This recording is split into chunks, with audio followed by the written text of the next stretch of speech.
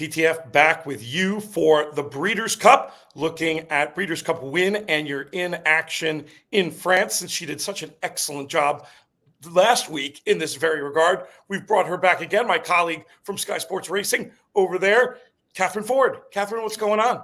Yeah, hi Peter, great to be back again. Managed to pick the winner last week in Charine in the Marois. Let's hope we can do as well this weekend for the Prix Morny, the big juvenile race, which is going to be taking place at Deauville over the 6 furlongs. Terrific car to racing, definitely worth putting on for any international racing fan. But from a Breeders' Cup perspective, this win and you're in race, win and you're in action for the juvenile turf sprint certainly tops on the list. And we do have a horse in here who's already won an entry for this race back at Royal Ascot and has some tie-ins on the breeding side to America as well.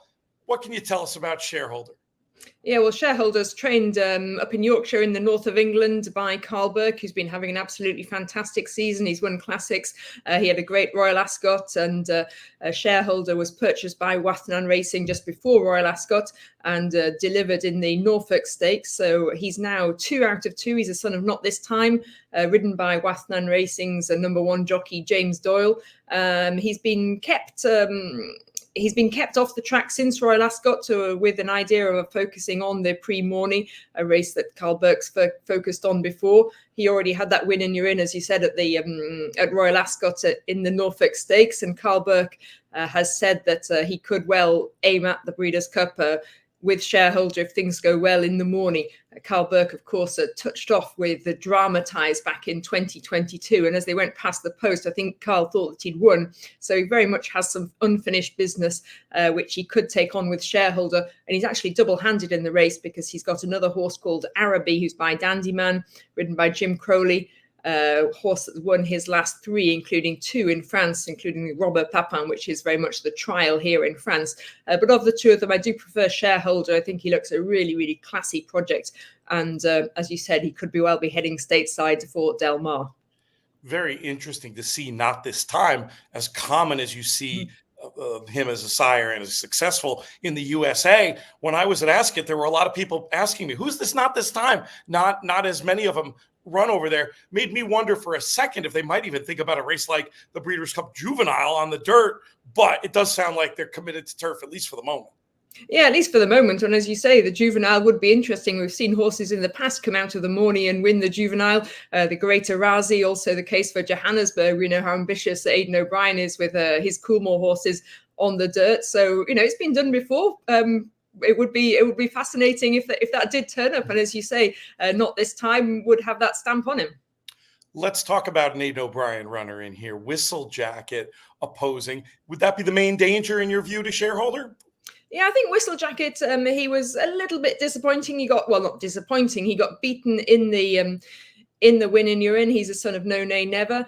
He was kind of first in his group. They often split into different groups in the Breeders' Cup, and not in the Breeders' Cup, in Royal Ascot. But since then, he's made amends. He won the July Stakes over the 6 furlongs at Newmarket, and then he's recently been second in the Phoenix Stakes, a Group 1 over in Ireland. Now, that was just 1 week ago. So Aidan O'Brien's bringing him back to the track for a quick return.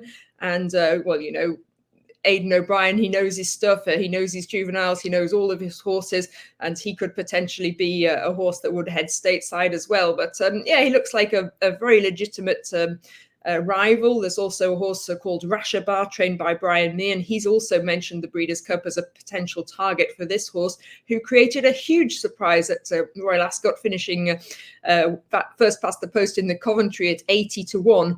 Now the plan with him has been to keep him quiet and come back for the Morny. He's a horse that will make into a classic horse next year, potentially the Dam by Camelot. Another interesting one. And just among the French, I've got to give a mention to Daylight, who won one of the trials at Deauville recently for the Goosery Racing. They also like to travel. And Daylight, interestingly, is by Earthlight, from the first crop of Earthlight, who won this Prix Morny a few years ago. So that one also has credentials. It's actually quite a deep race, this Prix Morny, but I'm going to be going with Shareholder. And I do hope to see her at Del Mar in November. We'll be bothering you when you come out there as well for an update on the French, hopefully some French invaders that we'll be having in any case. Del Mar, always wonderful. Great site for this year's Breeders' Cup. Certainly worth traveling to. Love getting your thoughts on Shareholder and the rest in the morning. And Katherine, we'll be talking soon. See you soon.